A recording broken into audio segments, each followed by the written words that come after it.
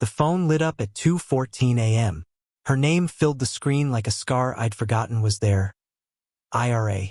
I didn't touch it, just stared at the glow until it went dark again. The radiator clicked, the fridge hummed, and I sat on the kitchen floor, bare feet against cold tile, chest heavy, hands shaking like they'd forgotten how to work. The call stopped. Silence. And that's when I realized. The sound of her not calling anymore was worse than the call itself. People like to say courage is doing the right thing. That's not true. Sometimes courage looks like sitting still and doing absolutely nothing, because you're afraid that if you move, if you answer, everything you've been holding together will collapse. I'm not the kind of guy who usually ends up in stories. I'm a steel worker, not a poet. I measure twice, cut once, and keep my words short. My hands are a map of burns and scars, each one from a mistake I already paid for. But nothing at the job ever hurt like that name on my phone. I met Ira 2 years ago. She worked the late shift at a pharmacy near my site. I used to stop by for painkillers or energy drinks I didn't really need, just to see her smile behind that plexiglass. It was the kind of smile that made you forget how tired you were. Soon she started showing up at my place. She'd leave her toothbrush by my sink, her hoodie on my chair. One night, she gave me a key. In case I'm asleep when you come. It was small, silver, nothing special. But to me it felt heavier than the tools I carried every day. Then one evening I saw another name on her phone. Just one message. Can't stop thinking about last night. That was all. No emojis. No punctuation. Just truth stripped bare. I didn't ask. Didn't shout. Didn't even give the key back. I just started working longer shifts, coming home later, eating standing up. That's what men like me do when we break, we go quiet. But that night, when her name flashed again at 2:14, I knew something was wrong. Not just guilt wrong, danger wrong. The kind that presses at the edge of your ribs. I could feel it like static before a storm. I stood up, grabbed my jacket, and found the key in my drawer. Still cold, still hers. My boots hit the concrete stairs, one after another, no thought, just motion. Her apartment was 4 blocks away, above the old bakery that closed in spring. When I reached her door, I saw the light under it flicker. Faint, trembling, like a candle fighting for air. The phone in my pocket buzzed again. 2:19 a.m. Same name, same silence inside. I turned the key, and that's when I realized something no one ever teaches you. Sometimes love doesn't end. It waits until you're ready to face the truth. The door clicked open too easily. The hallway smelled like cheap wine and vanilla candles. The kind she used to light when she couldn't sleep. Inside, silence. The kind that hums, heavy and alive, like it's waiting to be broken. Her shoes were by the door, her jacket on the chair. Everything was in place except her. I called her name once, quietly, Ira, but the air swallowed it. Then, from the balcony, came a faint sound.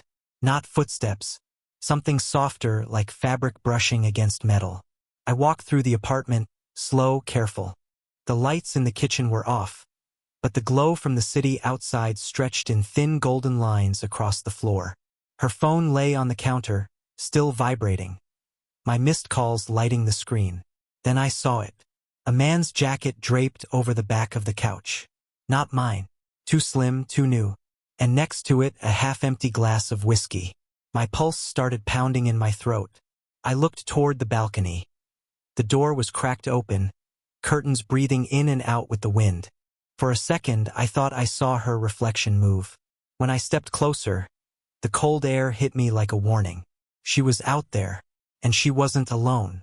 There was someone standing just behind her, tall, in shadow, his hand on the railing. They weren't touching, but they didn't need to. The space between them said everything. She turned first. Her face caught the streetlight. Pale, tired, guilty. His didn't move. I said the first thing that came to mind. You left your key. Her eyes flickered down. She didn't look surprised I was there. Maybe she'd been expecting me. Maybe she'd called because she wanted me to see. The man stepped forward a little. He wasn't anyone I recognized. Short hair, dark sweater, confident in that quiet, practiced way. He didn't look angry, just certain, like someone who already won. Ira's voice cracked when she finally spoke. "Why did you come?" I didn't answer. I just put the key on the small balcony table, between the two empty coffee mugs that were still warm. Clinked louder than I expected. Then something changed in her face. Fear, sudden and sharp. She looked past me toward the hallway. "Wait," she said. But before I could turn, I heard it. A second door inside the apartment, closing. There was someone else there. I turned, heart hammering, and saw a shape vanish down the back corridor. Fast, quiet, like they knew the way out better than I did. I rushed after, boots slamming against the wood. But by the time I reached the back door, the stairwell light had already gone out. All I could see was a moving shadow disappearing down the steps, and the faint metallic sound of a car keychain hitting someone's pocket. When I turned back, Ira and the man were gone from the balcony. The curtains were still swaying, the wind still whispering through, but the space was empty. Only the two mugs, the key, and the city outside, cold, endless, and full of answers I wasn't ready to find. And on the counter, her phone buzzed once more. One new message. From unknown. "He knows. Leave now." For a full minute, I just stared at her phone. The glow from the screen painted the kitchen in cold light, flickering like a warning. "He knows. Leave now." The message wasn't from a contact. No name. Just a number with 3 missing digits. Masked. Hidden. Someone wanted to stay invisible. My pulse slowed. That kind of calm that comes before something violent. I looked toward the balcony again. The curtains still moved, soft and steady, but there were no voices, no footsteps, just the distant hum of cars outside, and the whisper of the city pretending to sleep. I should have left. Any sane man would have. But I couldn't. You don't just walk away when the woman who once slept on your chest calls you at 2:14 and then vanishes into the dark. I picked up the phone. The screen unlocked with her Face ID.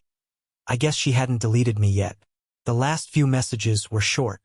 Her to unknown. "He's been asking questions. Please don't come here tonight." I told him I was done. Then the one I'd just seen sent seconds before I arrived. The sound of water dripping pulled me toward the bathroom. The door was half open, light spilling through like a knife. Inside, nothing. Just a sink running and a broken perfume bottle on the floor, sharp glass reflecting my boots. I turned off the tap, and that's when I saw it. Something scribbled on the fogged mirror. 3 letters. "Run." The word slid down with the condensation, slowly erasing itself. I backed away, and my hand brushed against something on the counter, her necklace. The silver one I'd given her last winter, still warm like someone had just taken it off. And then footsteps above me. Not from the hallway, from the roof. I froze, eyes on the ceiling. Another step, then silence. There's a metal ladder on her balcony that leads to the top of the building. I'd used it once, months ago, to watch fireworks on New Year's Eve. I moved quietly toward it now, each breath sharp in my throat. Outside, the air was colder, cleaner. The city stretched out below, streetlights flickering, stray dogs crossing empty roads. I climbed the first rung, then the next, careful not to make noise. Halfway up, I heard voices, low, urgent. A woman, a man, and one word that cut through everything. My name. I stopped breathing. "I told you he'd come," the woman said. "I told you," the man answered. "But it's too late now." Then a sound, something metallic snapping. A door slamming. A car starting below. When I reached the roof, it was empty. Only the wind, the faint smell of her perfume, and an open hatch leading back into the darkness. Down on the street, headlights flashed once, twice, then vanished. I stood there, gripping the cold edge of the roof, and realized, the call, the message, the key, none of it was random. I'd walked straight into something planned, something meant for me to find. And somewhere, in the dark, someone still had my number. The phone in my pocket buzzed again. Unknown number. This time, the message was shorter. "You weren't supposed to see that."